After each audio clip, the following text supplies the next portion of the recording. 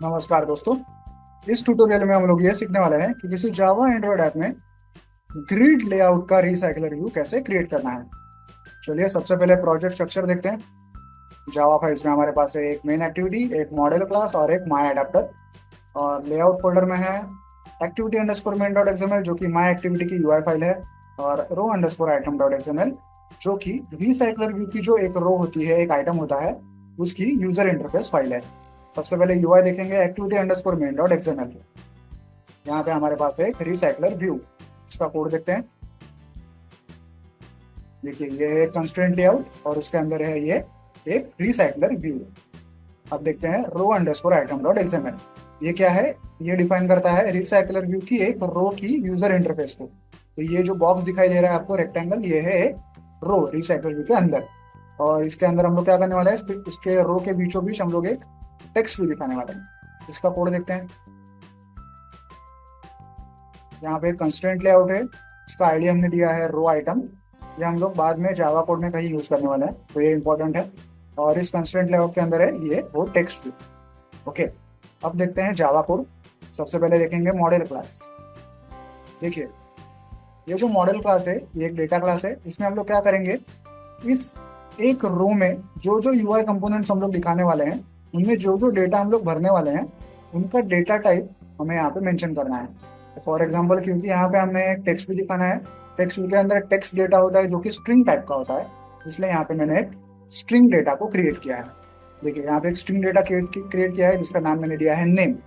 उसी से related constructor, shutter, गेटर और टू स्ट्रिंग मेथड्स मैंने यहाँ पे क्रिएट किए हैं इस मॉडल क्लास में।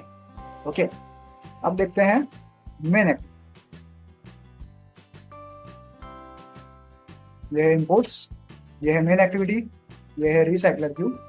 यहाँ पे सबसे पहले हमारे पास एक एरे लिस्ट है जिसका टाइप है मॉडल क्लास, और फिर एक स्ट्रिंग एरे डेटा है जिसमें एबीसीडी डेटा लिखा हुआ है। यही डेटा हम लोग रिसाइकलर व्यू में शो करेंगे। एक एक आइटम एक एक रो में दिखाया जाएगा रिसाइकलर व्यू के।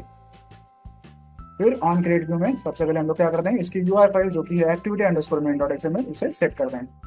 वहाँ पे रिसाइकलर व्यू का आईडी फाइंड आउट करते हैं। फिर देखिए इस रिसाइकलर व्यू में हमें इस स्ट्रिंग एरे डेटा को भरना है, लेकिन ये दोनों आपस में कंपेटिबल नहीं है, डायरेक्टली एडेप्टेबल नहीं है एक दूसरे से। तो इनको मिलाने के लिए हमें एक एडेप्टर चाहिए, जो कि यहाँ पे माई एडेप्टर क्लास हमने लिखा हुआ है। इसका कोड हम लोग आगे देखेंगे। तो सबसे पहले हम लोग इस माई एडेप्टर क्लास का ऑब्जेक्ट बनाते हैं जिसमें हमें ये डेटा पास करना है, लेकिन हम लोग सीधा स्ट्रिंग एरे टाइप का डेटा पास नहीं कर सकते, हमें पास करना है एरे लिस्ट टाइप का डेटा। ओके, तो हम लोग क्या करते हैं, इस गेट डेटा फंक्शन को कॉल करते हैं। मैं अडेप्टर क्लास का ऑब्जेक्ट बनाते बनाते हम लोग इस गेट डेटा फंक्शन को कॉल करते हैं। गेट डेटा फंक्शन क्या करता है, देखिए ये वो फंक्शन है गेट डेटा। ये फॉर लूप घुमाता है उस स्ट्रिंग एरे में, और एक एक डेटा उससे एक्सट्रैक्ट करता है और उसे एरे लिस्ट में भरता जाता है।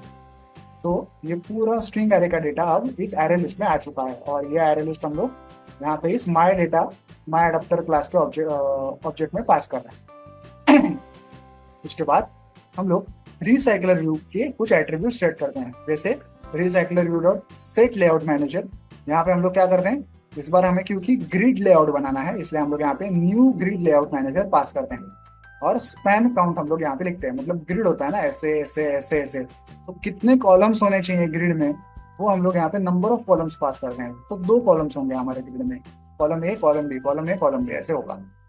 फिर हम लोग एनिमेटर, सेट एनिमेटर और सेट आइटम डेकोरेशन, ये एट्रीब्यूट सेट करते हैं। उसके बाद ये जो रिसाइकलर व्यू है उसमें हम लोग एडाप्टर को इस तरह से सेट करते हैं। ओके, तो एडाप्टर सेट हो गया। तो ये हो गया हमारा मेन एक्टिविटी का कोड। अब देखते हैं एडाप्टर का कोड। ये है इनपुट्स, ये है माई एडाप्टर।